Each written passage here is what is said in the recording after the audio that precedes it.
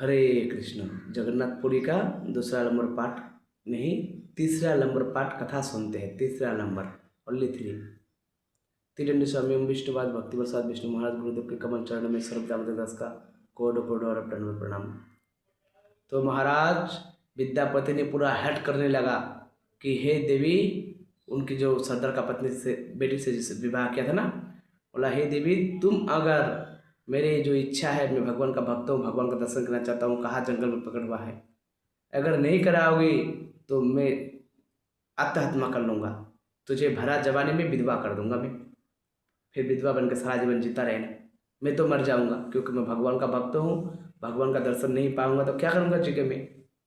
आप लड़की टेंशन में आ गया, भाई अभी अभी विवाह हुआ है, 2 महीना हुआ नहीं, पति मरने का बात कर रहा है, ये मर जाएगा तो मैं विधवा हो जाऊंगा, फिर कौन मुझसे विवाह करेगा। हाँ, विधवा होने के बाद तो वो सरदार के बेटी ने क्या किया महाराज, पिताजी के पास गई, पिताजी के चरण पकड़ा, पिताजी मुझे आपसे एक चीज़ मांगना है। सरदार जी ने विश्वावसु ने उठाया बेटी को, बोला कि बेटी, तुम मेरी एकमात्र लाडली बेटी हो, तुम्हें जो चाहिए तुम मांगो, तुम्हें चरण पकड़ने की क्या जरूरत है। बोला पिताजी मैं कुछ ऐसा ही मांगने वाला हूँ कि आप देना भी नहीं चाहोगे। बोला नहीं बेटी, मेरा जो कुछ है सब तुम्हारा है, तुम मेरे बेटा हो, तुम मेरे बेटी हो, तुम मेरा सब कुछ हो। बोला अच्छा ऐसी बात है तो मेरा पति जो है वो उसका एक इच्छा है आप पूरा कर दो। बोला हाँ बिल्कुल करेंगे, बोलो। बोला वो बहुत बड़ा भगवान का भक्त है मेरा पति देव विद्यापति, उनको एक बार आप जहाँ ठाकुर भगवान का जंगल में पूजा करने जाते हो वहाँ लेके जाओ, उनका दर्शन करा दो। वो सरदार हैरान हो गया, बोला बेटी ये सब तुम क्या उल्टा पल्टा बात कर रहे हो, तुम्हें पता है ना मैं कभी किसी को भी उस जंगल को तरफ नहीं लेके गया, किसी भी कार्य से भी कभी जरूरत पड़ गई तब भी नहीं, बहुत ज़्यादा जरूरत पड़ जाता तो एक दो आदमी को अगर लेके भी जाता साथ में तो महाराज आटा को मिला के उसको आँख ढक के उसमें पट्टी बांध के मोटा मोटा तब लेके जाता, फिर लेके आते, पता ही नहीं चलता जाने वाले व्यक्ति को कि कहाँ लेके चले गए उसको। ऐसे करके विश्वावसु भगवान का सेवा करता था अकेला। तो बोला बेटी ये तो संभव नहीं है, भगवान ने साफ मना किया है किसी को नहीं लेके आना है, और मैं जाता हूँ सेवा करके आ जाता हूँ, मैं भी नहीं रहता वहाँ पे, किसी गाँव वालों को तक नहीं दिखाया। तो बेटी ने बोला कि देखो पिताजी, आप अगर नहीं लेके जाएंगे मेरे पति को, उनका इच्छा पूरा नहीं करेंगे तो वो मर जाएगा, वो मर जाएगा तो मैं जवानी में विधवा बन के इतना लंबा जिंदगी कष्टदायी कैसे जीऊँगा, तो मैं भी मर जाऊँगा, मैं जी के क्या करूँगा जब पति ही नहीं रहा, और विधवा बन के जीने में कितना कष्ट है जीवन भर। हाँ, तो आप डिसाइड कर लो क्या करोगे, मेरे पति को लेके जाओगे, मैं तो मेरे बात नहीं कर रहा हूँ कि मुझे लेके चलो, मेरा पति का इच्छा है, जिद है, अगर आप लेके जाते हो तो ठीक है, नहीं तो मेरा पति मर जाएगा तो फिर मैं जी के क्या करूँगा, मैं भी मर जाऊँगा। अब सरदार टेंशन में पड़ गया, भाई एक ही बेटी है, अभी 2 महीना पहले विवाह हुआ, अभी मर जाएगा, दामाद मर जाएगा, क्या करे क्या करे। रात भर बेटी को बोला तुम रुको मैं रात भर सोचता हूँ कुछ। वो महाराज सारा रात सोचा क्या करे क्या करे। तब विद्यापति ने पूछा उसके पत्नी से कि क्या बात हुआ, सरदार जी ने क्या बोला, आप ससुर जी ने, विश्वावसु ने। उन्होंने बोला कि यही बोला है रात भर सोचेगा, कल सुबह तक बताएगा। तो कल सुबह हुआ, फिर बेटी दामाद जो विद्यापति उसका विश्वावसु का बेटी था, वो लोग गए, जाके विश्वावसु के पास गए।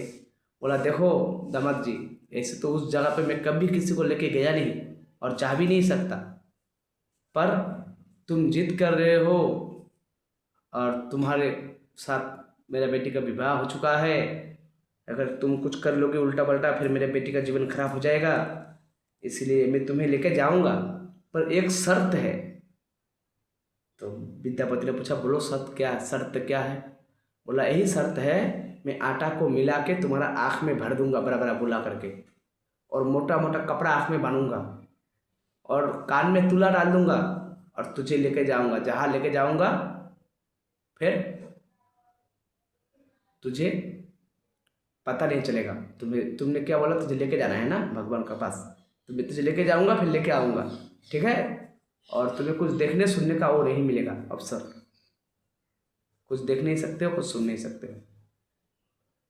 तो उसने क्या क्या महाराज, चले गए, कहाँ गए, वो सुबह हुआ तो उनको पता चल गया था विद्यापति को कि ये तो बहुत चतुर व्यक्ति है, तो लेके जाना नहीं जाना एक बराबर है, सुन भी नहीं पाऊंगा देख भी नहीं पाऊंगा, जाना नहीं जाना एक बराबर है, क्या करे। टेंशन में पड़ गए। तो उनका पत्नी जो था वो चालाक था, उन्होंने बुद्धि दिया, सुनो जी एक काम करो, ये कुछ जो राई होते हैं ना, सरसों का खेत होते हैं, सरसे के दाना होते हैं, वो कुछ उनकी जीभ में भर दिया, सुनो तुम जहाँ भी जाओ थोड़ी थोड़ी करके सरसा गिराते जाना, और जब समय आएगा ये पेड़ उगेगा तो पता चल जाएगा कहाँ मंदिर है। तो बेटी ने, दामाद ने, जो विद्यापति था और उसका पत्नी ने मीटिंग किया और तय किया ऐसा करेंगे।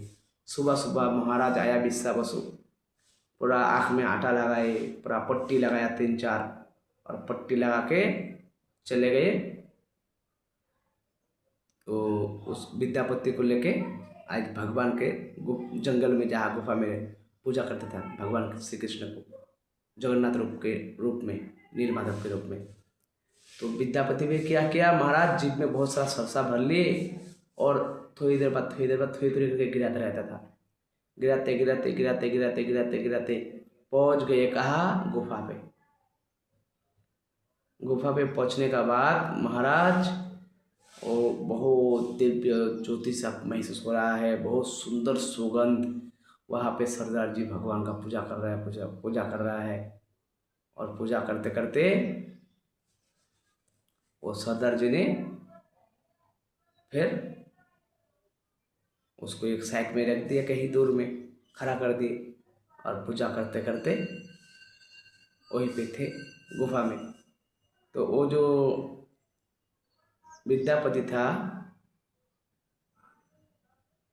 वो देखा कि, सुना भाई बहुत सुंदर सुगंध आ रहा है, बहुत चंदन, घंटी करताल जो होते हैं भगवान का आरती में बजता है, भोग लगाते हैं, सब कुछ देखते हैं। ये देखने के बाद वो जो सरदार थे, वो उसने क्या चीज़ देखा महाराज, कि वो विद्यापति ने क्या चीज़ देखा, गुफा के बहुत दूर आ चुके थे, वहाँ पे जाके क्या देखा, एक कौआ किसी कारणवश मर गए, और मर के जैसे गिरे जल पे, वहीं पे समुंदर है ना पास में, नदी, कहीं नदी है, नीलमाधव जगन्नाथपुरी के उधर, जैसे गिरे महाराज वो कौवा मर के वो चतुर्भुज रूप लिया और सीधा बैकुंठ जाने लगे। तो इनको लगा भाई अगर यहाँ मरने से बैकुंठ जाने को मिल रहा तो मैं भी मरूंगा। वो मरने गए, फिर आकाशवाणी हुआ कि तुम मत मरो, ऐसे करके फिर उसने मरा नहीं। फिर महाराज ये जो कथा है, ये विद्यापति था ना बिस्सा बसो, ये कंफ्यूज हो थोड़ा सा, या तो उतना आ नहीं रहा है, ये दोनों में से एक था जिसने ये चीज़ देखा कि कौवा मर गया और चतुर्भुज लेके बैकुंठ चले गए। वो खुद मरने गया तो भगवान ने उसको रोक लिया। चलो ये सब बात अलग है, साइड वाला बात है। फिर क्या क्या महाराज, वो विद्यापति को लेके जो बिस्सा बसु थे वो घर लेके आ गए। जब घर लेके आए कुछ दिन बीता तो उन्होंने पति को बोला, देखो जी मैं जिस गाँव से आया हूँ बोल के तो आया नहीं, मुझे थोड़ा सा काम है, जाना है। पति ने बोला नहीं, अभी अभी तो कुछ दिन तो हुआ हमारा विवाह का, आप छोड़ के जा रहे हो इसे। बोला मैं छोड़ के नहीं जा रहा हूँ, मैं बस एक काम से जा रहा हूँ, जल्दी से लिपटा के आ जाऊँगा फिर। तो आप पति की आज्ञा का क्या करता, तो उन्होंने आज्ञा को माना और बिस्सा बसु ने उसको जाने का आज्ञा भी दिया। तो विद्यापति चले गए और जाके क्या देखा, महाराज टेंशन में है। महाराज टेंशन में, जो जिसको सपना आया था इंद्रधूम कि भाई सब जगह का लोग आ गए, उसको पता ही नहीं चला जंगल में कहाँ भगवान है, भगवान ने सपना दिया है।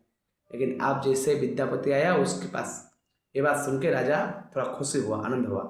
विद्यापति आके बताया कि महाराज ने पूछा क्या खबर है, क्या खबर लाया है। तो विद्यापति ने बताया, महाराज मैं खबर पूरा पक्का लेके आ गया हूँ। बोला क्या पक्का खबर लेके आया। बोला मुझे मिल गया भगवान कहाँ पे है। बोला अच्छा नीलमाधव भगवान कहाँ पे है। जगन्नाथ भगवान। बोला जगन्नाथ भगवान जो है ये उड़ीसा के किसी जंगल में एक गुफा है वहाँ पे है, जिसका पूजा पाठ अभी एक वहाँ का सरदार, जो आदिवासी का सरदार होते हैं बिस्सा बसु नाम का, वो सेवा पूजा पाठ दिखाना करता है। जैसे राजा ने इंद्रधुम्न ने ये बात सुना तो उससे क्या करना चाहिए था, क्या गलती कर दिया राजा इंद्रधुम्न ने। उससे क्या करना चाहिए था, जो पूजा करते हैं भगवान का, वो भगवान का सेवक होते हैं, शरणागति होते हैं, भगवान का खास होते हैं, प्रिय होते हैं ना, तो उनके पास विनती करना चाहिए था हाथ जोड़ के। लेकिन राजा इंद्रधुम्न ने ऐसा नहीं किया।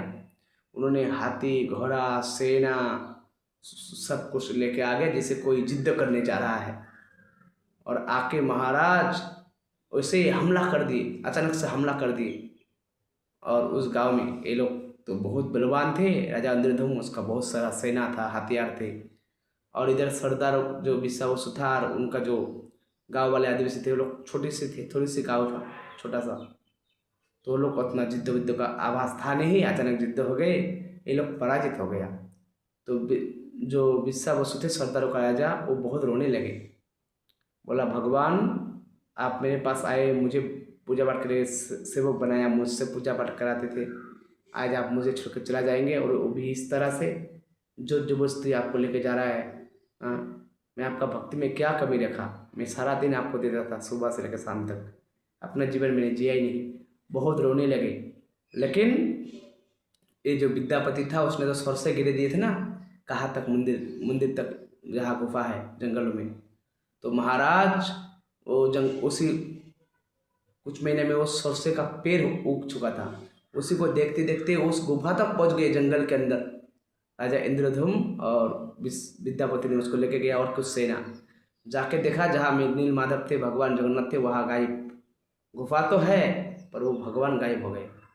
अब जब भगवान गायब हुआ, भगवान का लीला है, भगवान क्रोधित हो गया था थोड़ा सा कि भाई तू मुझे लेने आया है, मेरे भक्तों के पास से लेगा तो हाथ जोड़ के मिनती करके लेना चाहिए ना, तू राजा है बहुत अलग है, पर मेरे भक्तों के सामने बड़ा राजा महाराजा भी कुछ नहीं।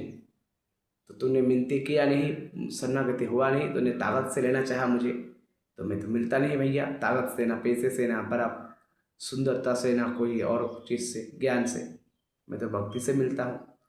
फिर भगवान अप्रकट हो गए, अदृश्य हो गए, और राजा इंद्रधुम्न ने बहुत रोने लगे।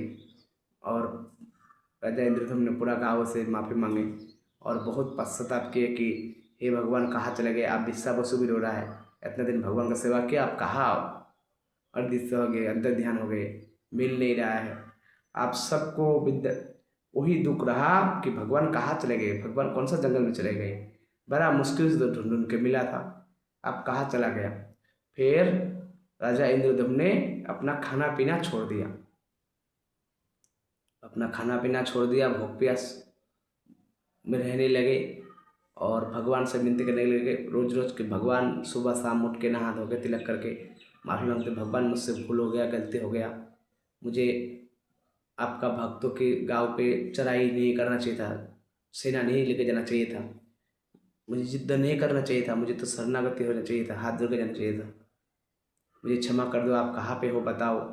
फिर बहुत विनती करने पर और बहुत भूख प्यास रहने पर फिर भगवान जगन्नाथ ने कृपा करके बोला, देखो तुम भजन प्रसादी पालो, भूखा मत रहो, मैं 3 लकड़ी के रूप में, जगन्नाथ बलदेव सुभद्रा और सुदर्शन जी भी होगा उसमें, बोला मैं ये जो गंगा है, नदी है, समुद्र है, वहाँ पे तैरते तैरते आऊँगा 3 लकड़ी के रूप में, और तुम उसे उठाना, उससे विग्रह बनाना और मेरा मंदिर बना के पूजा पाठ करना।